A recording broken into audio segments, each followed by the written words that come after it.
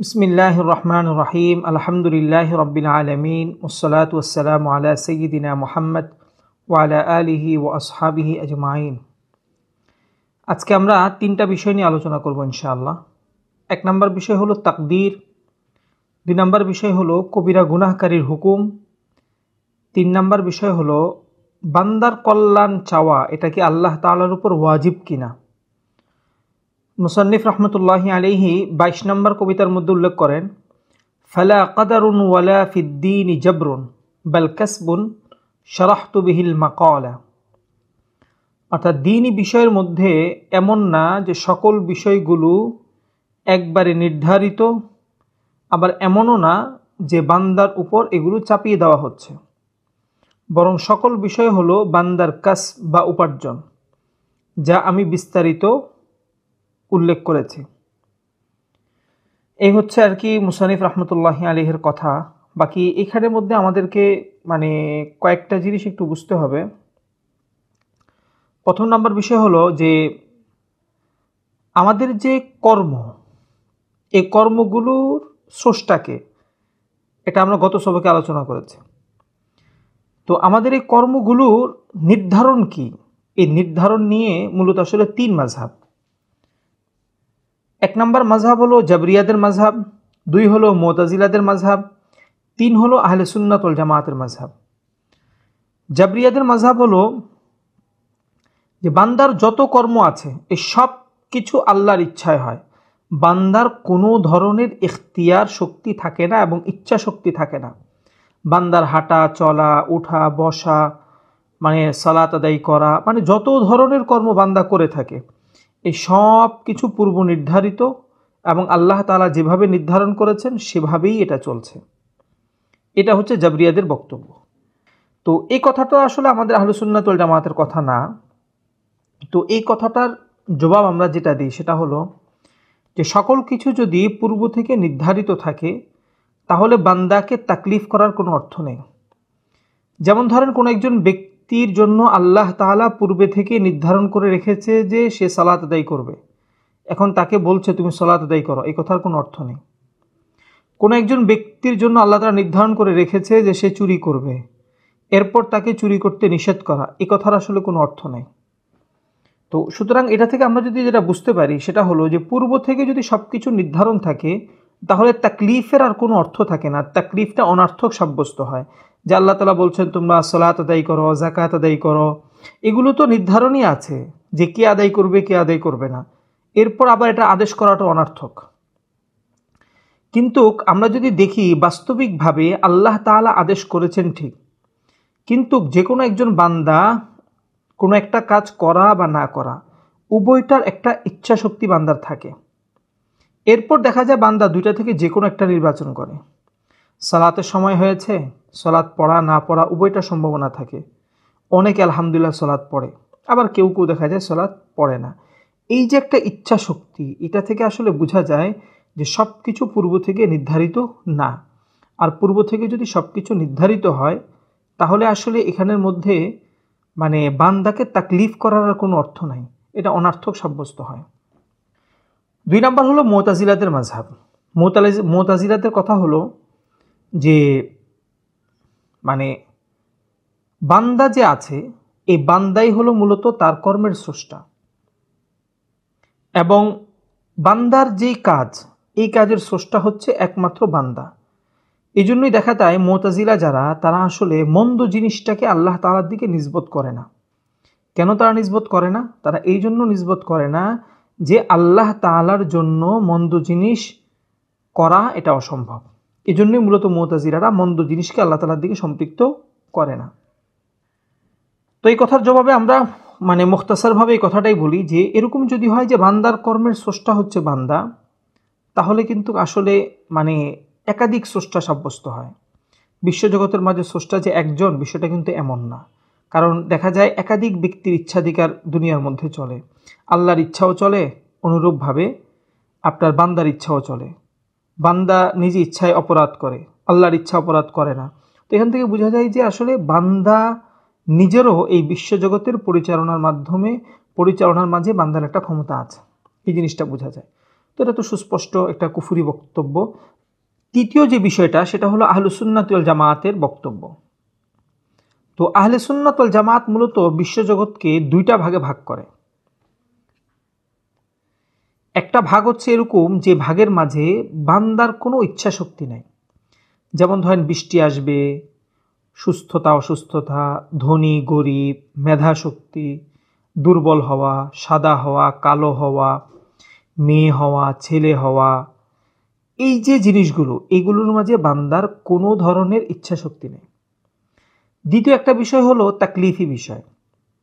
সেটা হলো আল্লাহ তাআলা বান্দাকে দুনিয়াতে প্রেরণের পর বিভিন্ন আদেশ নিষেধ করেছেন। সেই আদেশ নিষেধগুলোর ক্ষেত্রে বান্দার একটা ইচ্ছা শক্তি থাকে। বান্দা ইচ্ছা করলে সেটা করতে পারে, আবার ইচ্ছা করলে সেটা সে ছাড়তেও পারে। উভয়টারই বান্দার করার একটা সক্ষমতা আছে। তো আমরা যে বলি যে আল্লাহ তাআলার ইচ্ছাই সব কিছু হয়, এই কথাটার একটা অর্থ হলো যে সব কিছুর মাঝে আল্লাহ তাআলার তাখসিস থাকে, এক নম্বর কথা। দুই নম্বর হলো বান্দার কিছু জিনিস আছে যে জিনিসগুলোর ক্ষেত্রে বান্দার কোনো ইচ্ছাধিকার নাই। আমি কালো হওয়া, আপনি সাদা হওয়া, কেউ মেধাবী হওয়া, কেউ দুর্বল হওয়া, এখানে বান্দার কোনো ইচ্ছা শক্তি নেই। বাকি হ্যাঁ, সলাত আদায় করা, সলাত আদায় না করা, জাকাত আদায় করা, জাকাত আদায় না করা, এই সমস্ত আমলি যে জিনিসগুলো আছে এই জিনিসগুলোর উপর বান্দার একটা ইচ্ছা শক্তি থাকে। তাহলে সুন্নাত ওয়াল জামাত মূলত এই দুই ভাগে এই বিষয়গুলোকে ভাগ করে।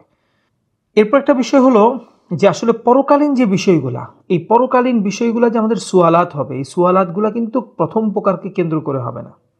অর্থাৎ আল্লাহ তাআলা জিজ্ঞাসা করবেন, এই তুমি কালো হলে কেন, এই তুমি সাদা হলে কেন, এই তুমি পুরুষ হলে কেন, এই তুমি মহিলা হলো কেন।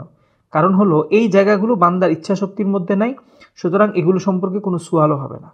সুয়াল হবে কি সম্পর্কে, যে তোমাকে এই দায়িত্ব দেওয়া হয়েছে, তুমি সেটা করলে না কেন, তোমার এটা করার ইচ্ছা শক্তি ছিল, তুমি এটা করার ক্ষমতা ছিল, তারপর তুমি করলে না কেন, এই ধরনের বিষয়ের মধ্যে মূলত সুয়ালগুলো হবে। তো আহলুস সুন্নাত ওয়াল জামাত মূলত দুই ভাগে ভাগ করে। একটা জিনিসের মধ্যে বান্দার কোনো ইচ্ছা শক্তি নাই, আর দ্বিতীয় একটা বিষয় হলো যেখানে বান্দার ইচ্ছা শক্তি আছে, এবং যেটাকে আমরা পূর্বের সবকে আলোচনা করেছি, যেটাকে আসলে মূলত কাসব বলা হয়, এবং এই কাসবের ভিত্তিতেই সব কিছু হয়। মূলত আসলে যে কোনো কাজ দুইটা শক্তিতে হয়। আল্লাহ তাআলার দিক থেকে একটা শক্তি, বান্দার দিক থেকে একটা শক্তি। আল্লাহ তাআলার দিক থেকে শক্তিটা হলো এটাকে সৃষ্টি করা, বান্দার দিক থেকে শক্তিটা হলো এটাকে কাসব করা। তো মানে বান্দা তার কাসব অনুযায়ী সে প্রতিদান পাবে। এখন আমরা যে বলি যে আহলুস সুন্নাত ওয়াল জামাত যে কথাটা বলে সেটা হলো বান্দার সকল কর্মের স্রষ্টা হচ্ছে আল্লাহ তাআলা। এটা আসলে দলিলটা কি? যেমন আল্লাহ তাআলা বলছেন, আল্লাহু খালাকাকুম ওয়া মা তা'মালুন। আল্লাহ তাআলা তোমাদেরকে সৃষ্টি করেছেন এবং তোমরা যা করো তা সৃষ্টি করেছেন। এখান থেকে বোঝা যায় বান্দার কর্ম আল্লাহ তাআলার সৃষ্টি। আল্লাহু খালিকু কুল্লি শাইইন, আল্লাহ সব কিছুর স্রষ্টা। তো এখান থেকে বোঝা যায় যে আল্লাহ তাআলা সব কিছুর স্রষ্টা। সব কিছুর মধ্যে আমাদের কর্ম, আমাদের চিন্তা চেতনা, আমাদের সব কিছু এখানে অন্তর্ভুক্ত। আমাদের ইচ্ছা শক্তি থাকুক বা না থাকুক, উভয় বিষয় এখানে অন্তর্ভুক্ত। তার মানে বোঝা গেল সব কিছুর স্রষ্টা হচ্ছেন আল্লাহ তাআলা। এই হচ্ছে আর কি আপনার তিনটা ভাগ। তো এখানে কিছু অস্পষ্টতা তৈরি হতে পারে কিছু নসের কারণে। যেমন আল্লাহ তাআলা বলছেন যে হুয়াল্লাযী ইউসাউবিরুকুম ফিল আরহাম কাইফা ইয়াশা, মানে রেহেমের মাঝে আল্লাহ তাআলা যেমন ইচ্ছা তেমনই তিনি আকৃতি দান করেন। আবার আল্লাহ তাআলা বলছেন ওয়ারাব্বুকা ইয়াখলুকু মা ইয়াশা ওয়া ইয়াখতার মা কানা লাহুমুল খিয়ারা। আল্লাহ তাআলা যেমন চান তেমনই তিনি সৃষ্টি করেন, বান্দার কোনো ইখতিয়ার নাই। তো এই যে কথাটা না, এই কথাটা আসলে পূর্বের বিষয়টা বুঝলেই এটা স্পষ্ট হয়ে যায়। ওই যে আমরা যেটা বললাম, কিছু জিনিস আছে যেগুলোর মধ্যে বান্দার কোনো ইখতিয়ার নাই। আমি কেমন হব না হব এটা মায়ের গর্ভের মধ্যেই নির্ধারণ করে দেওয়া হয়েছে। তো সেখানের মধ্যে আসলে বান্দার কোনো ইখতিয়ার নাই, এই জন্য এটাকে সুয়ালও করা হবে না। অনুরূপভাবে আল্লাহ তাআলা কী সৃষ্টি করবেন, কী সৃষ্টি করবেন না, কাকে কিভাবে করবেন, এখানে বান্দার কোনো ইখতিয়ার নাই। এটা সম্পর্কে বান্দাকে সুয়ালও করা হবে না। অর্থাৎ কোরআনের মধ্যে আমরা যে সমস্ত আয়াতগুলোর মধ্যে দেখব যে আয়াতগুলো থেকে আল্লাহ তাআলা বান্দার থেকে ইচ্ছা শক্তিকে নাকচ করে দিচ্ছে, আমাদের বুঝতে হবে এটা এমন একটা বিষয় যে বিষয়ের মধ্যে বান্দার ইচ্ছা শক্তি নাই, এবং ইচ্ছা শক্তি থাকলেও বান্দা কিছুই করতে পারবে না, এবং পরকালে বান্দাকে এই বিষয় সম্পর্কে কোনো সুয়ালও করা হবে না। আর যে সমস্ত জিনিসের মধ্যে আল্লাহ তাআলা বান্দাকে ইচ্ছা শক্তি দিচ্ছে সেটা বুঝতে হবে যে হলো কাসব, অর্থাৎ বান্দা ইচ্ছা করলে এটা করতেও পারে, ইচ্ছা করলে এটা নাও করতে পারে। দুইটার মধ্য থেকে সে যেটা করবে সেই অনুযায়ী সে প্রতিদান পাবে। যেমন আল্লাহ তাআলা বলছেন যে লাহা মা কাসাবাত ওয়া আলাইহা মাকতাসাবাত, অর্থাৎ বান্দা ভালো করলেও সেটা তার জন্য হবে, মন্দ করলেও সেটা তার জন্যই হবে। তো এখান থেকে বোঝা যায় সকল কিছুর স্রষ্টা আল্লাহ তাআলা, সকল কর্মের স্রষ্টা আল্লাহ তাআলা, কিন্তু বান্দা যে কাসব করবে সে কাসব অনুযায়ী সে প্রতিদান পাবে। এবং এই সবকের সাথে আরেকটা মানে জুজি একটা বিষয় হলো কাজা এবং কাদার। তো কাজা এবং কাদার আসলে কাকে বলে? কাজা যদি দেখি এই শব্দের আবিধানিক অর্থ হচ্ছে 5টি। 1 নম্বর অর্থ হলো ফায়সালা দেওয়া, যেমন আল্লাহ তাআলা বলছেন আল্লাহু ইয়াকদি বিল হক। আবার আদেশ দেওয়ার অর্থ হয় ওয়াকাদা রাব্বুকা আল্লা তা'বুদু ইল্লা ইয়্যাহ। আবার এটা সৃষ্টি করার অর্থ আসে ফাকাদাহুন্না সাবআ সামাওয়াতিন। আবার জানানোর অর্থ আসে ওয়াকাদাইনা ইলা বানি ইসরাঈলা ফিল কিতাবি লা তুফসিদুন্না ফিল আরদি। অনুরূপভাবে এটা নিপুণভাবে যথাযথভাবে কোনো কাজ সম্পাদন করার অর্থ এটা ব্যবহৃত হয়। 5টা অর্থ, মানে আমরা যদি বলি আবিধানিকভাবে। আর কাদার যে শব্দটা, এই শব্দটা আসলে মানে আপনার 2টি অর্থ ব্যবহৃত হয়। এক হচ্ছে নির্ধারণ করা, যেমন ওয়াকাদ্দারা ফিহা আকওয়াতাহা ফি আরবাআতি আইয়াম। আবার আরেক জায়গার মধ্যে এসেছে নাহনু কাদ্দারনা বাইনাকুম মাউতা ওমা নাহনু বিমাসবুকিন। এখানে লিপিবদ্ধ করার অর্থে এসেছে। এখন আসলে পারিভাষিকভাবে তাকদীর আসলে কাকে বলে? তাকদীর যেটা বা কাদার যেটা, এটা আসলে আমাদের পূর্ববর্তীদের নিকট তাকদীর বলা হতো শুধু আইলেমকে, অর্থাৎ আল্লাহ তাআলার যে আইলম, ওই আইলেমটাই হলো তাকদীর, এটাই। দ্বিতীয়ত মুতাআখিরিন যারা, এদের মত হলো তাকদীর মানে হলো আল্লাহ তাআলার ইলম অনুযায়ী সব কিছু লিপিবদ্ধ থাকা, সব কিছু নির্ধারিত থাকা। এটাই আসলে মূলত এটাকে বলা হয় তাকদীর। এখন আসলে কাদা এবং তাকদীর এই দুইটা আসলে বিষয়টা কেমন? কাদা এবং তাকদীরের মধ্যে এইভাবে একটা মিল করা হয় যে সেটা হলো যে কাজা মানে হলো যেটাকে আমরা বলতে পারি তাকভিনের মতো, অর্থাৎ অনস্তিত্ব থেকে অস্তিত্বে নিয়ে আসা। আর কাদার মানে হলো যেটা আল্লাহ তাআলার ইলমের মাঝে আছে সেইটা, অর্থাৎ আল্লাহ তাআলার ইলমের মাঝে যেটা আছে সেটাকে অনস্তিত্ব থেকে অস্তিত্বে নিয়ে আসা, এটা হলো কাজা। দুইটাকে এইভাবে আর কি আপনার একটা মিল দেওয়া হয়। এবং এখানে আরেকটা বিষয় হলো যে তাকদীর যেটা, এই তাকদীরটা কিন্তু মানে আকীদার কিতাবের মধ্যে যেভাবে লেখা হয় যে সিফাতে ইনকিশাফ, এটা কিন্তু সিফাতে তাসির না। সিফাতে ইনকিশাফ মানে হলো আল্লাহ তাআলা জানেন, ঠিক সেইভাবেই জিনিসটা প্রকাশ পাচ্ছে। সিফাতে তাসির না। সিফাতে তাসির দ্বারা উদ্দেশ্য হলো আল্লাহ তাআলা জানেন বিধায় আমি এটা করছি, বিষয়টা এমন না। সিফাতে ইনকিশাফ মানে হলো আল্লাহ তাআলা জানেন যে আমরা এখন এখানে আলোচনা করব, এইভাবেই এই আলোচনাটা হচ্ছে। কিন্তু বিষয়টা এমন না যে আল্লাহ তাআলা জানেন বিধায় মূলত ওখানে বাধ্য হয়ে আমরা এই আলোচনাটা করছি, বিষয়টা কিন্তু এমন না। তো তাকদীর যেটা, এটা হলো সিফাতে ইনকিশাফ, কিন্তু এটা সিফাতে তাসির না। এরপর হলো কবিতার মানে 23 নম্বর কবিতা, ওয়ালাম ইয়াখরুজ আনিল ঈমানি আবদুন বিদুনিল কুফরি লাম ইউহসিন ফিআলা। অর্থাৎ কুফর ছাড়া, মানে কুফর করা ছাড়া কোনো ব্যক্তি ঈমান থেকে বের হবে না। যে এমনটা করবে সে উত্তম কিছু করেনি। তো এখান থেকে মুসান্নিফ রাহমাতুল্লাহ আলাইহি যে জিনিসটা বোঝাতে চাচ্ছেন সেটা হলো যে মানে আপনি ঈমানে আপনি যেভাবে ঢুকেছেন সেইভাবেই আপনাকে বের হতে হবে। মানে হলো যে সমস্ত বিষয়গুলোকে আপনি বিশ্বাস করার মাধ্যমে ঈমানের মাঝে ঢুকেছেন, অর্থাৎ লা ইলাহা ইল্লাল্লাহ মুহাম্মাদুর রাসূলুল্লাহ, এটাকে যদি কেউ অস্বীকার করে তাহলেই সে ঈমান থেকে বের হয়ে যাবে, তা না হলে সে বের হবে না। অর্থাৎ এখানে যেটা বোঝাতে চাচ্ছেন সেটা হলো বিশ্বাসের সাথে সম্পৃক্ত, আমলের সাথে সম্পৃক্ত বিষয়গুলো এখানে অন্তর্ভুক্ত হবে না। তো এখানের মধ্যে একটা বড় একটা মাসালা হলো কবিরা গুনাহকারী, অর্থাৎ কবিরা গুনাহ যারা করেন তাদের আসলে হুকুমটা কি। তো এখানে আলোচনাটা কয়েকটা ভাগ। প্রথম ভাগ হলো গুনাহে কবিরা এবং সগীরা। এই যে ভাগ করাটা, এই ভাগ করার বিষয়ে 3 ধরনের মত পাওয়া যায়। কিছু আলেমদের বক্তব্য হলো যে গুনাহকে কবিরা এবং সগীরা এটাতে ভাগ করাটাকে তারা অপছন্দ করেন। আবার কেউ কেউ বলেন যে গুনাহ গুনাহি, বাকি যে গুনাহটা অব্যাহতভাবে করা হবে সেটাই হলো কবিরা গুনাহ। বাকি আমাদের মাতুরিদি আকীদা গুনাহে কবিরা এবং সগীরার মাঝে ভাগ করেন। ভাগ করার কারণ হলো কোরআনের মধ্যে আল্লাহ তাআলা বলেন ওয়ায়াকুলুনা ইয়া ওয়াইলাতানা মা লিহাদাল কিতাব লা ইউগাদিরু সগীরাতান ওয়ালা কাবীরাতান ইল্লা আহসাহা। যেহেতু সগীরা কবিরা কোরআনের মধ্যে ব্যবহার হয়েছে, এই জন্যই আসলে মূলত মাতুরিদি গুনাহকে 2টা ভাগে ভাগ করে, একটা হচ্ছে সগীরা, একটা হচ্ছে কবিরা। এখন আসলে কবিরা গুনাহ কাকে বলে? তো কবিরা গুনাহ নির্ধারণের ক্ষেত্রে ইখতিলাফ আছে। এখানে কয়েকটা মত। প্রথম মত হলো কোরআনের মধ্যে যে সমস্ত গুনাহের শাস্তির কথা এসেছে সেগুলো হচ্ছে কবিরা গুনাহ, যেগুলো শাস্তির কথা নেই তা হচ্ছে সগীরা গুনাহ। আবার কেউ কেউ বলেছেন যে গুনাহের জন্য হদ এসেছে সেগুলো হচ্ছে কবিরা গুনাহ, এছাড়া অন্য যেগুলো আছে সেগুলো হলো সগীরা গুনাহ। বাকি আমরা যদি হাদিস সামনে রাখি তাহলে আমাদেরকে দেখা যায় যে বিভিন্ন হাদিসের মধ্যে 60টা গুনাহকে কবিরা গুনাহ বলা হয়েছে। এর মধ্যে একটা হলো আল্লাহ তাআলার সাথে শিরিক করা, 2 নম্বর হলো যাদেরকে হত্যা করা হারাম করা হয়েছে এমন কাউকে হত্যা করা, মুহসিন কোনো নারীকে অপবাদ দেওয়া, এতিমের মাল আত্মসাৎ করা, সুদ খাওয়া, যুদ্ধের ময়দান থেকে পলায়ন করা, বাবা মায়ের নাফরমানি করা। এই কয়টা জিনিসকে আসলে মানে বিভিন্ন হাদিসের মধ্যে আপনার কবিরা গুনাহ হিসাবে উল্লেখ করা হয়েছে।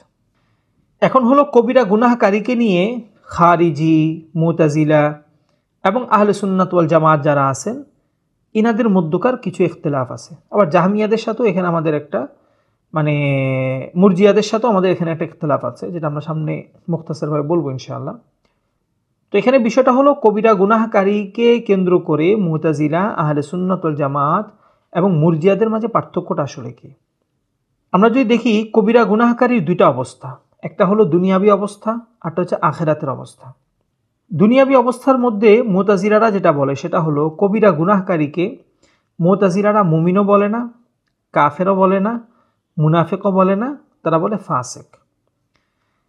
এখন তারা মুমিন কেন বলে না? তাদের কথা হলো কোরআনের মধ্যে এসেছে কাদ আফলাহাল মুমিনুন, অর্থাৎ মুমিনরা সফল হয়েছে। তো যে ব্যক্তি আপনার গুনাহ করেছে সে তো নিন্দার উপযুক্ত, শাস্তির উপযুক্ত, সে আবার সফল হয় কিভাবে? এই জন্য আসলে মুতলাকভাবে মুতাজিলারা আপনার কবিরা গুনাহকারীকে মুমিন বলে না। দ্বিতীয় হলো তারা কাফের বলে না। তাদের কাফের না বলার কারণ হলো তাদের বক্তব্য হচ্ছে যে আমরা এরকম দেখি নাই যে কোনো একজন ব্যক্তি কবিরা গুনাহ করেছে, কবিরা গুনাহ করার কারণে সে কাফের হয়ে গেছে। কাফের মানে হলো মানে কাফের হওয়ার অর্থ হচ্ছে যে মুসলমানদের কবরে তাকে দাফন করা হবে না, তার মিরাজ বন্টিত হবে না, এই ধরনের যে বিধানগুলো আছে, জানাজা পড়া হবে না, এই বিধানগুলো সাব্যস্ত হয়েছে কোনো ব্যক্তি কবিরা গুনাহ করার কারণে। এই ধরনের জিনিসগুলো আমরা দেখি না। তো যেহেতু আমরা দেখি না, আমরা পূর্বেও দেখিনি, তার মানে বোঝা গেল যে কোনো ব্যক্তি যদি কবিরা গুনাহ করে তাহলে সে কাফের হয় না দুনিয়াতে। এবং তারা মুনাফিকও বলে না। তাদের মুনাফিক না বলার কারণ হলো যে মুনাফিক একটা বিশেষ পরিভাষা। মুনাফিক বলা হয় যে আসলে মানে অন্তরের মাঝে কুফর লুকিয়ে রাখে কিন্তু সে প্রকাশ করে ইসলাম, কিন্তু যে কবিরা গুনাহ করে তার মধ্যে কিন্তু এই গুণটা পাওয়া যায় না। তো যেহেতু তার মধ্যে এই গুণটা পাওয়া যায় না, এই জন্যই আসলে মুতাজিলা যারা তারা কবিরা গুনাহকারীকে মুনাফিকও বলে না। তাদের কথা হলো যে কবিরা গুনাহকারী হচ্ছেন একজন ফাসিক ব্যক্তি, সে মুমিনও না, কাফেরও না, সে মুনাফিকও না। এখন আমরা মাতুরিদি আমাদের কি বলে? আমাদের মাতুরিদি মাযহাব হলো যে ইমানের মূল রোকন যেটা, এটার মধ্যে আমরা আমলকে অন্তর্ভুক্ত করি না। তো কোন একজন ব্যক্তি যদি কবিরা গুনাহ করে ফেলে তাহলে সে ইমান থেকে বের হবে না, বাকি সে ফাসেক মুমিন হবে, এতটুকুই। অর্থাৎ সে মুমিন থাকবে কিন্তু সে ফাসেক হবে। তো এই ক্ষেত্রে মাতুরিদিদের কোনো দলিল আছে কিনা? যেমন আল্লাহ তাআলা বলছেন ইয়া আইয়ুহাল্লাযীনা আমানু কুতিবা আলাইকুমুল কিসাসু ফিল কতলা। তো দেখেন এখানে আল্লাহ তাআলা খেতাব করছেন হে ওই ব্যক্তিরা যারা ঈমান এনেছো। অর্থাৎ আল্লাহ তাআলা এখানে ইচ্ছাকৃত হত্যার বিধান বর্ণনা করছেন, কিন্তু খেতাব করছেন ইয়া আইয়ুহাল্লাযীনা আমানু, সে ওই ব্যক্তিরা যারা ঈমান এনেছো, মুমিনরা। তো এখান থেকে বোঝা যায় কোনো একজন ব্যক্তি কুফরি যদি মানে ইচ্ছাকৃত কোনো গুনাহ করেও ফেলে বা কবিরা গুনাহ করেও ফেলে তারপরও সে কাফের হয় না।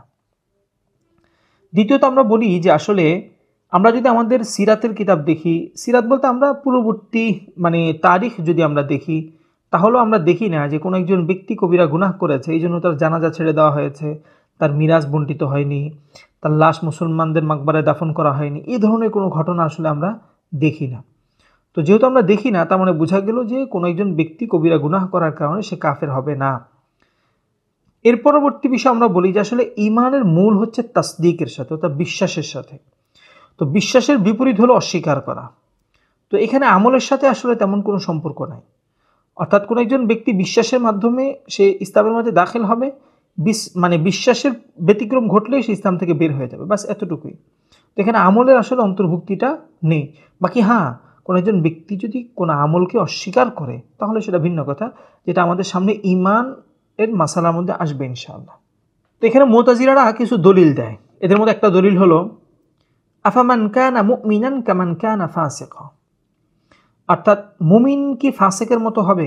এই যে আমরা বলি না যে ফাসিক মুমিন, তো তাদের কথা হলো যে মুমিন ফাসিক দুটো আলাদা আলাদা, তো আপনারা দুটাকে একত্রিত কেন করছেন? তো আমরা আসলে এটা জবাবে আমরা যেটা বলি সেটা হলো যে আসলে এখানে ফাসেক শব্দটা মুমিনের বিপরীতে এসেছে। যখন ফাসেক শব্দটা মুমিনের বিপরীতে আসে তখন সেটা তো আসলে কাফের উদ্দেশ্য হয়। তো এখানে ফাসেক দ্বারা কাফের উদ্দেশ্য। এবার আসি আমরা আখেরাতের বিষয়ে। আখেরাতের মধ্যে কবিরা গুনাহকারীর হুকুম কি? এখানে আমাদের মাতুরিদীদের মাযহাব হলো পরকালে কবিরা গুনাহকারীর বিষয়টাকে সম্পূর্ণরূপে আল্লাহ তাআলার নিকট ছেড়ে দেওয়া হবে। তিনি চাইলে তাকে সরাসরি ক্ষমা করতে পারেন অথবা কারো সুপারিশের মাধ্যমে ক্ষমা করতে পারেন। বাকি এটা ঠিক যে কবিরা গুনাহকারী সে কখনো চিরস্থায়ী জাহান্নামী না। এটা আমাদের মাতুরিদীদের সুস্পষ্ট বক্তব্য। তো এখানে আমরা কয়েকটা দলিল দিই যে মান আমিলা সাইয়্যাতান ফালা ইউজজা ইল্লা মিথলাহা। কোনো ব্যক্তি যদি মন্দ কাজ করে তাহলে তাকে তার মন্দের অনুরূপ প্রতিদান দেওয়া হবে। এখন দেখেন কোন একজন ব্যক্তি যদি কবিরা গুনাহ করে, কবিরা গুনাহের কারণে যদি আপনি তাকে চিরস্থায়ী জাহান্নামী বানান, তাহলে সে কি তার মন্দর সমপরিমাণ প্রতিদান পেল না তার চেয়ে সে বেশি পেল? অবশ্যই সে তার চেয়ে বেশি পেল। এটা হলো সুস্পষ্ট কোরআনের সরি নাসের মুখালিফ। দ্বিতীয়ত আল্লাহ তাআলা বলছেন ইন্নাল্লাহা লা ইয়াগফিরু আন ইউশরাকা বিহি ওয়া ইয়াগফিরু মা দুনা যালিকা লিমান ইয়াশা। আল্লাহ তাআলা তার সাথে শিরিক করাকে ক্ষমা করেন না, এছাড়া অন্য যে কোনো গুনাহ তিনি যাকে ইচ্ছা তাকে ক্ষমা করেন। তো এখান থেকে যে জিনিসটা বোঝা যায় সেটা হলো আল্লাহ তাআলা শিরিক ছাড়া অন্য যে কোনো গুনাহ তিনি ক্ষমা করতে পারেন। এরপর আল্লাহ তাআলা স্পষ্ট আকারে বলছেন ইন্নাল্লাহা ইয়াগফিরুদ দুনুবা জামিআ। আল্লাহ তাআলা সকল গুনাহকে তিনি ক্ষমা করেন। এরপর হাদিসের মধ্যে এসেছে শাফাআতি লি আহলিল কাবাইর মিন উম্মতি। আমার উম্মতের মধ্যে কবিরা গুনাহকারী যারা হবে তাদের জন্য আমার শাফাআত থাকবে। তো এই সমস্ত নস থেকে স্পষ্ট আকারে বোঝা যায় যে কবিরা গুনাহকারী চিরস্থায়ী জাহান্নামী না। সে আল্লাহ তাআলা চাইলে তাকে সরাসরি ক্ষমা করতে পারেন অথবা শাফাআতের মাধ্যমে ক্ষমা করতে, যে কোনো মাধ্যমে তাকে ক্ষমা করার সুযোগ আছে, কিন্তু সে চিরস্থায়ী জাহান্নামী না। তো এখানে আমরা মাতুরিদি কিছু দলিলে আকলি পেশ করে থাকি। এর মধ্যে একটা হলো যদি এরকম হয় যে কোনো একজন ব্যক্তি একটা কবিরা গুনাহ করেছে তাহলে এই কারণে আপনি তাকে চিরস্থায়ী জাহান্নামী বানান, তাহলে আল্লাহ তাআলার ন্যায়পরায়ণতা সাব্যস্ত হয় না। কারণ হলো ব্যক্তি একটা অপরাধ করেছে, এই অপরাধের কারণে তাকে সেই অপরাধ অনুযায়ী তাকে শাস্তি দেওয়ার কথা। এখন যদি একটা অপরাধের কারণে সে সারা জীবন জাহান্নামের মাঝে থাকে তাহলে কিন্তু এখানে সমপর্যায়ের প্রতিদান হলো না। এক। দুই নম্বর বিষয় হলো আল্লাহ তাআলা বলেছেন যে ওয়াদা করেছেন যে তিনি নেক আমলকে 10 গুণ থেকে 700 গুণ পর্যন্ত বৃদ্ধি করে দেন। পক্ষান্তরে গুনাহের প্রতিদান তিনি সমান সমান দেন। এখন দেখেন কোন একজন ব্যক্তি একটা কবিরা গুনাহ করেছে, এই জন্য যদি আপনি বা আল্লাহ তাআলা তাকে চিরস্থায়ী জাহান্নামী বানান তাহলে কিন্তু আল্লাহ তাআলা ওয়াদের মুখালিফাত খেলাফ হয়ে যাচ্ছে। তার ওয়াদা হলো মন্দ যেটা হবে মন্দের প্রতিদান শুধু সমপরিমাণ পাবে, কিন্তু ভালো তিনি 10 গুণ থেকে 700 গুণও তিনি করতে পারেন। তো আল্লাহ তাআলা ওয়াদার মুখালিফ হয়ে যাচ্ছে। তৃতীয়ত আল্লাহ তাআলা গফুর, চিরক্ষমাশীল। তো চিরক্ষমাশীল তো তাকেই বলে যে ক্ষমার উপযুক্ত না এরপরেও তাকে ক্ষমা করে, সে হলো চিরক্ষমাশীল। এখন যদি এরকম হয় কোন একজন ব্যক্তি ক্ষমার উপযুক্ত, তাকে ক্ষমা করা হচ্ছে, এখানে তো আসলে তেমন অতিরিক্ত কোনো জিনিস হচ্ছে না। কোন একজন ব্যক্তি ক্ষমার উপযুক্ত না তারপর তাকে ক্ষমা করা হচ্ছে, এটা দ্বারা বোঝা যায় আল্লাহ তাআলা গফুর।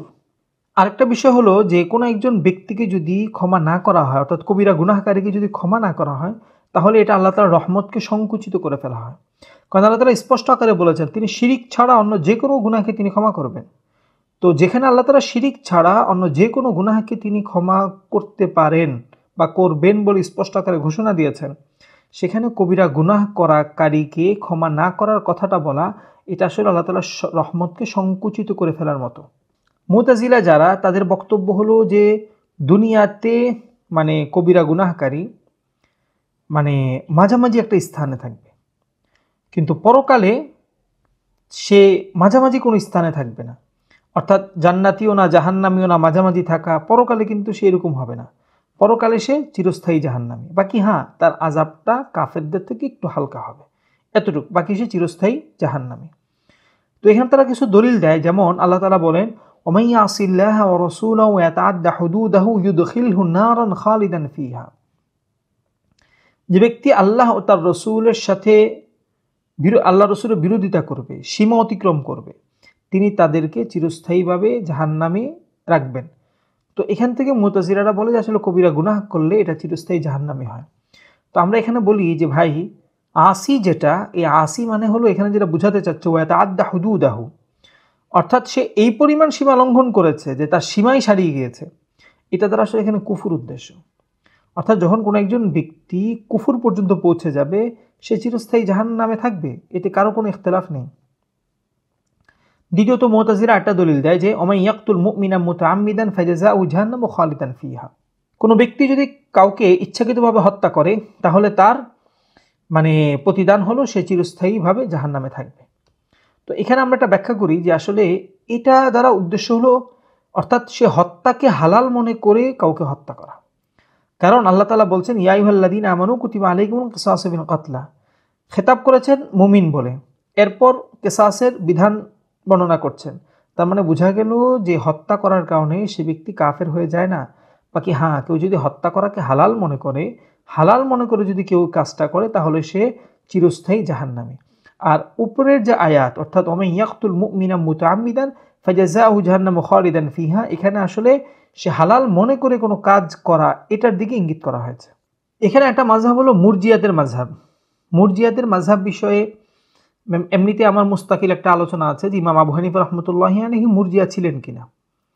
ওই আলোচনাটা দেখি ইনশাআল্লাহ আমি গ্রুপে দিয়ে দিব, আপনারা দেখতে পারেন। ওখানে আরও বিস্তারিতভাবে বিষয়টা উল্লেখ করা হয়েছে। তো আসলে মুরজিয়াদের এখানে দুইটা ভাগ। এক প্রকারের মুরজিয়া হলো যারা এই কথা বলে যে যত গুনাহই করুক, গুনাহের কারণে তার কোনো ক্ষতি হবে না, অর্থাৎ ঈমান যেহেতু আছে সে নাজাত পেয়ে যাবে। এই প্রকারের মুরজিয়া সুস্পষ্ট গুমরাহ। এটা ইমাম আবু হানিফা রাহমাতুল্লাহি আলাইহি সহ আরও যারা ছিলেন, তারা যাদেরকে আর কি আপনার এই মুরজিয়া বলা হয়, তারা কেউ এই প্রকারের মুরজিয়া ছিলেন না। দ্বিতীয় হলো যে কোনো ব্যক্তি যদি কবিরা গুনাহ করে, তাহলে তার বিষয়টা আল্লাহ তাআলার কাছে ছেড়ে দেওয়া। মানে আল্লাহ তাআলা চাইলে তাকে মাফ করতে পারেন, আবার চাইলে তিনি তাকে সাজাও দিতে পারেন। এই প্রকারের মুরজিয়া শুধু ইমাম আবু হানিফা না, অনেক মুহাদ্দিসিন কেরাম এবং অনেক ফুকাহায়ে কেরামরাও ছিলেন।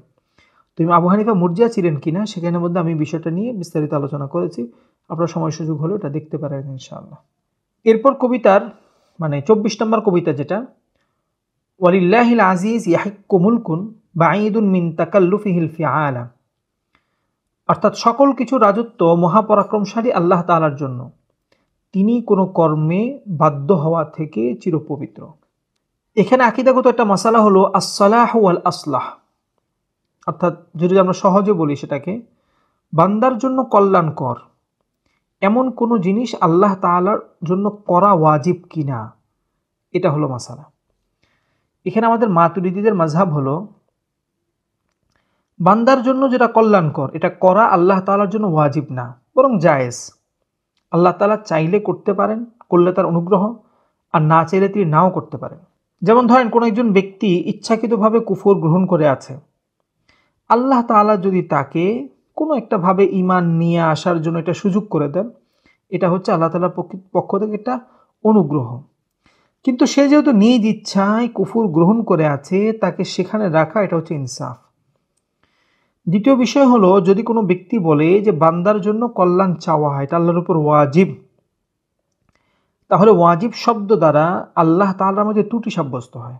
কারণ হলো আল্লাহ তাআলা ওয়াজিব করেন, আল্লাহ তাআলার উপর ওয়াজিব করা, এটা আসলে আল্লাহ তাআলার মাঝে একটা ত্রুটি বোঝায়। মানে আমাদের উপর বিভিন্ন বিধান ওয়াজিব, বিভিন্ন বিধান আমাদের উপর ফরজ, এটা কে করেছেন? আল্লাহ করেছেন। তার মানে আমাদের উপরে একজন আছেন। কারণ আমাদের পক্ষ থেকে যদি আল্লাহর উপর আমরা যদি কোনো কিছুকে ওয়াজিব করে দিই, তাহলে বোঝা যায় যে আল্লাহর উপর আমাদের ক্ষমতা চলে। এটা সুস্পষ্ট আল্লাহ তাআলার শানের খেলাফ। তো এখানে মুতাজিলাদের দুইটা মাযহাব। মুতাজিলাদের এক মাযহাব হলো দুনিয়াবী বিষয় হোক বা দ্বীনি বিষয়, উভয়ের জায়গার মধ্যে বান্দার জন্য যা কল্যাণকর আল্লাহ তাআলার জন্য সেটা সাব্যস্ত করা বা সেটার ফয়সালা করা ওয়াজিব। মুতাজিলাদের আরেক মাযহাব হলো যাদের কথা হলো শুধু দ্বীনি বিষয়ের মধ্যে বান্দার জন্য যা কল্যাণকর সে ফয়সালা করা আল্লাহ তাআলার জন্য ওয়াজিব, এবং আল্লাহ তাআলা যদি সে না করেন তাহলে তিনি নুকস করলেন, তাহলে সেটা ত্রুটিযুক্ত। তো এখানের মধ্যে আমরা জবাবে যেটা বলি সেটা হলো যে দ্বীনি কোনো বিষয় বা দুনিয়াবী কোনো বিষয়ের মধ্যে আল্লাহর উপর ওয়াজিব করা, এটা আল্লাহ তাআলার উপর বান্দার পক্ষ থেকে ক্ষমতা প্রয়োগের মতো হয়। তো এখানে আমরা এটা বলতে পারি যে ওয়াজিবুন মিনাল্লাহ, এটা কিন্তু এরকম না ওয়াজিবুন আলাল্লাহ। আল্লাহর উপর ওয়াজিব মানে হলো আমি আল্লাহর উপর ওয়াজিব করে দিলাম, আর ওয়াজিবুন মিনাল্লাহ মানে হলো আল্লাহ তাআলা মানে পক্ষ থেকে ওয়াজিব রেখেছেন। অর্থাৎ কোনো ব্যক্তি যদি হেদায়েত চায় আল্লাহ তাআলা তাকে হেদায়েত দিবেন।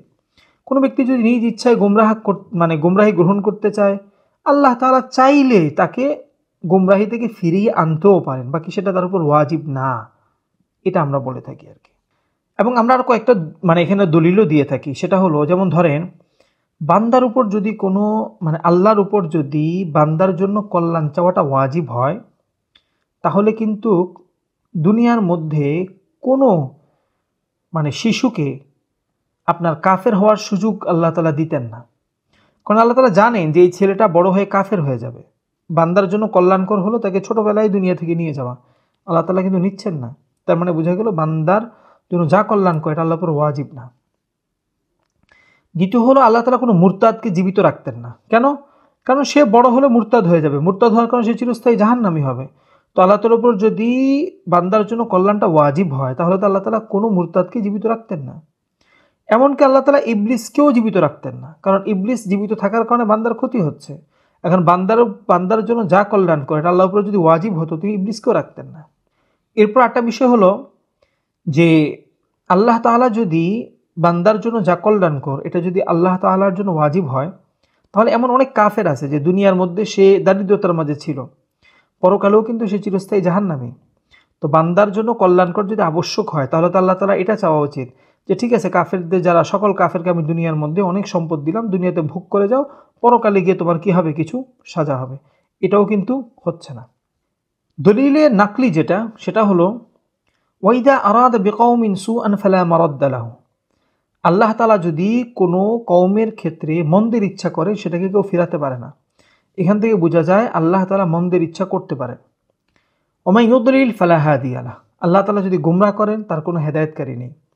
আর গুমরাহ করা এটা বান্দার জন্য অকল্যাণ, তার মানে আল্লাহ তাআলা সেটা চাইতে পারেন। এবং আল্লাহ তাআলা বলছেন, ওয়ালাউ শি'না লাআতাইনা কুল্লা নাফসিন হুদাহা ওয়ালাকিন হাক্কাল কাউলু মিন্নী লাআমলাআন্না জাহান্নামা মিনাল জিন্নাতি ওয়ান নাসি আজমাইন। আমি চাইলে সকল মানুষকে হেদায়েত দিতে পারি, কিন্তু চূড়ান্ত বিষয় হলো আমি জাহান্নামকে জিন এবং ইনসান দ্বারাই পূর্ণ করব। তো দেখেন, বান্দার জন্য যদি যা কল্যাণ করে এটা আল্লাহর উপর যদি ওয়াজিব হতো, তাহলে তো আল্লাহ তাআলা জাহান্নামকে পূর্ণ করার কোনো সুযোগ নেই, কারণ বান্দাকে সবাইকে তিনি জাহান্নাম থেকে বের করে দিতেন। এবং আল্লাহ তাআলা বলছেন, ইয়াখতাসসু বিরহমাতি মান ইয়াশা। আল্লাহ তাআলা যাকে ইচ্ছা তাকে তিনি তার রহমত দ্বারা খাস করেন। এবং এখানে সর্বশেষ যে বিষয়টা, সেটা হলো যে ভাই, এক হচ্ছে আল্লাহ তাআলার উপর ওয়াজিব, এটা কোনোভাবেই সম্ভব না, কারণ তখন আল্লাহ তাআলা দুর্বল সাব্যস্ত হয়। এখানে বিষয়টা কি? বিষয়টা হলো কোন একজন বান্দা নিজ ইচ্ছায় যেটা গ্রহণ করেছে, তাকে সেটাতে রেখে দেওয়া হচ্ছে আদল, ইনসাফ, ন্যায়পরায়ণতা।